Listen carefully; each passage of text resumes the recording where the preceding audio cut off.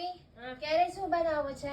આ કેરીનું જો આથણું બનાવી છે. આ પિકલ્સ. આ જો આને આખી કેરી કહેવાય. હા. અને પછી જો આપણે બોળીને પછી જો આમ હળિયું નાખીને અને હા, હૂકવી દીધી. હવે જો કેવી સરસ સુકાઈને મસ્ત થઈ ગઈ.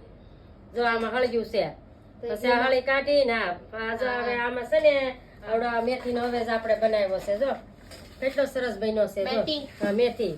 હવે આ મેથી આમાં છે ને આપણે ભરી અને આ ઝીલામાં મૂકી દેવાની. અચ્છા. આ ઝીલામાં અને પછી આપણે ખાવાની. આ જો કેવું સરસ આથણું થાય. જો કેવી આ કેરી આમાં જાળી નો આવે. હા હા. આ જો આખી કેરી નું આથણું કહેવાય. શું કહેવાય?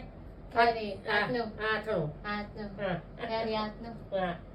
આમ કરીને આપણે આખા રીંગણાનું તું કેમ ભાઈ આખા રીંગણાનું શાક કરી ને તું હા એમ આમ કરીને આમ ભરીને જા મૂકી દેવા જા. હા હા. જા આમ કરીને આમ આખા આ ઝીલામાં મૂકતું જા. કેમ આપણે આખા રીંગણાનું તું કરશો ને એમ. સરસ મમ્મી. જા જઈએ બનાવ.